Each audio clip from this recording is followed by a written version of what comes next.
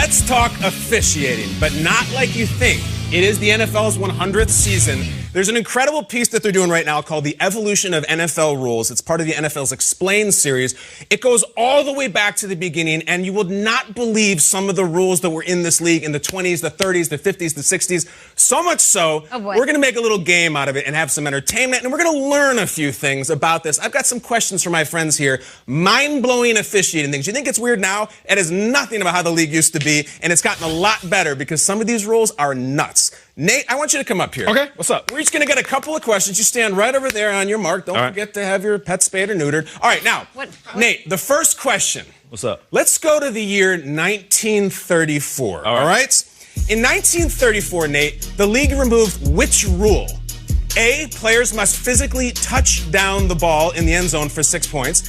B, team captains must shake hands before every series. Or C, multiple incomplete passes in a series of downs is penalized. One of these was a real rule that they eliminated in 1934. Which do you think it is? I'm going to say, out of sportsmanship, they might have had a rule like this in the very beginning. So I'm going to go with B. You think B? Every series they got to shake hands. Yeah, and they removed that, though. That's what you're saying. I feel like it's... They did, but the answer is C. Guys, back in the day, if you threw an incomplete pass on first down and again on third down, it's a penalty. Can you imagine? I kind of like it, too. Be accurate. That would not be penalized. I actually, Kate, for one weekend, it would be kind of cool. Yeah, I mean, the Jets would lose by 80, but at the time, you could not have two even in a series. So you better reel that thing in. Look it all the way in, or you're going to get penalized. Nate, 0 for 1. Peter Schrager, come on down. Trubisky would be in trouble with that rule. He really would, Nate. Let's get them all in. Hello, Charlie. I'm seeing ghosts. Yeah, all right. Go Juju. All right, Peter, I'm sure you remember the 1945 NFL Championship game. You'll remember, of course, it ended in controversy, okay? I love this because at the time, throwing an incomplete pass from your own end zone, A, allowed the down to be replayed, B, resulted in a safety, or C, meant the pass was treated as a fumble and a free ball. So you're backed up in your own end zone, you throw an incomplete pass, you get the down over, it's a safety or it's a live ball. Daddy-O Sean Payton and young Sean McVay were dialing on... I'm going to go with a C. Meant the pass was treated as a fumble and was a free ball, but this was controversial at the time because there was no electricity. We're going to get to electricity soon. Okay. But the right answer was you're in your end zone, you throw it incomplete. That's a 2-point safety. That's all it is. And go to the clip of Slingin' Sammy Baugh. Give it to me. This is a huge deal. Now watch. Sammy's going to throw it. It's going to hit the crossbar, which, of course, is on the goal line. Renders it incomplete. I love this. This was the game-winning 2-point safety in this game. People were outraged. The title game was won on Sammy Baugh throwing a ball into the goalpost. Exactly right. For 2 points for the other team. It's amazing. This was the National Football League. And Adams, if you think I don't have some fun for you, you are nuts. It's known as the Sammy Not Joy. my strong suit. You're going to love this. You're going to love this question. Okay. All right. That's good. In 1948, officials were given whistles. Post-World War II whistles. Yes. Sure, they got whistles.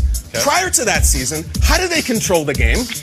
A, miniature horns. I hope so, Kyle. B, literally yelling, stop play, or C, handbells. One of these is the right answer. That's how you would stop the play. Give me a little more, a better description of a miniature horn. What do you mean? Like a tiny little trumpet for an elf or something. I'm going to go with, these two seem very similar, so I'm going to go stop play! Stop play! I said stop play! I said stop out there! Stop it, see? In 1948, before they were given whistles, the referees had tiny little horns that they would blow. Give me the horn. Show me the horn. What kind of a horn? I swear to God. Now watch, there's a whistle. That's the horn. No. That's how they would do it. That looks like Devlin Hodges. Yes. It's a duck call. What? That's what the league used to have. Can you imagine how Clete Blakeman out there with a little horn trying to get the players to stop? That's true. I thought it was stop play, Shane. Hey, I told you to stop play. All right, Nate. This one's big. Nate, this is accessories. You like this stuff on the field. I mean, look at me. In 1953. Can we get Nate's shoes real quick? Yeah, we're going two different colors. Let's get to Nate's shoes in a second. Thank you, Peter. After Otto Graham suffered a facial laceration in the middle of the game, the Browns famously pieced together the first ever football face mask at halftime and used it in the second half. What was Otto Graham's face mask made of? A bird cage, B, a strip of plastic, or C, an old license plate? Okay. One of them is true, Nate. This just seems ridiculous. Okay. Have you met me? Okay, all right. A strip of plastic. I know plastic was big business back in the day, but I'm going to go with a bird cage. I feel like every other home had a pet bird. 'Cause having a pet bird was exotic back in the day. A bird cage. Yeah, it was like owning a dinosaur. Yeah, like the Hearsts. Yeah, it's true. Bird. Tweety Bird was all the rage. He was. In the middle of the game, you got to do what you can. And Coach Paul Brown made a face mask out of a strip of plastic. Wait till you see this face mask. This is the coolest. Look at that! Wow. The first one ever.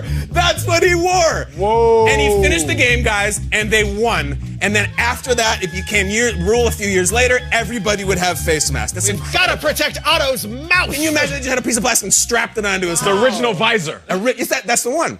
All right, Adams. Sheesh. This one's good too. I like this one a lot. Hello. Same Coach Paul Brown, who had a hand in a lot of this stuff. In 1956, Coach Paul Brown installed radio receivers inside his quarterback's helmets. Fancy. What problem did the quarterbacks encounter? A, suffering electric shocks. That would suck. B, short-circuiting in rain. That would also suck. Or C, picking up police scanners and taxi dispatchers. Again, one of these did happen.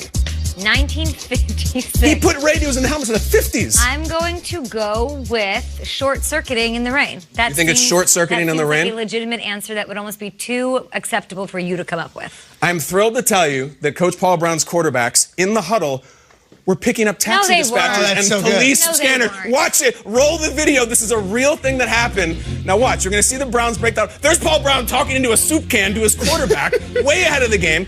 The radio is embedded into the helmet.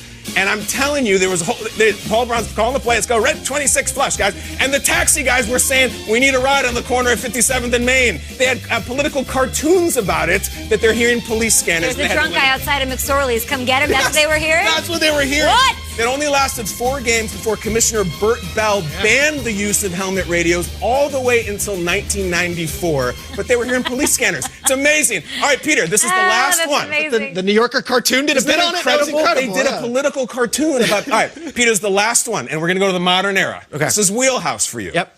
The 2-point conversion. I know it. The first one ever, Peter, don't be show off. The first one ever executed was what head coach?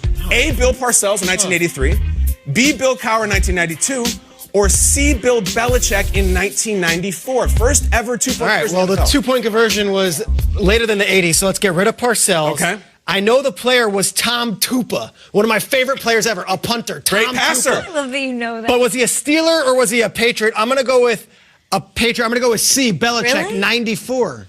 Not a Patriot, though. Jet?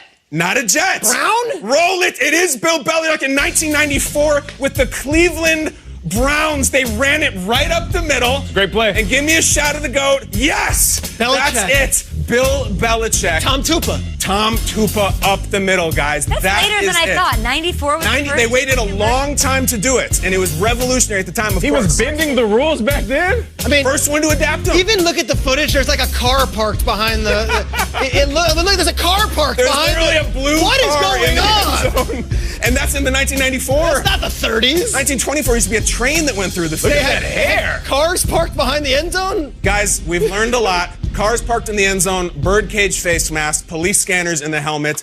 Please go check out. That is just the tip of the iceberg. NFL Explained, the history of NFL officiating. You get riled up about officiating, it's fine. It is an awesome, incredible history. They do a great job with it. How do you think the bird cage would have worked? Yeah. I think you cut it with some garden Head shears. inside the whole thing? You just carry it around and you're Loose like, ah! The bird is still in there, Putty too. The Tweety bird, so hot in Yeah. these streets right now. Tweety Just like your bird. shoes. Oh, yeah, a little something for Juju. Shout out to Juju. 2 shoes. Two shoes, Love Smith Schuster. That's you. How does your team get in the postseason? Well, we're breaking down the AFC playoff picture in a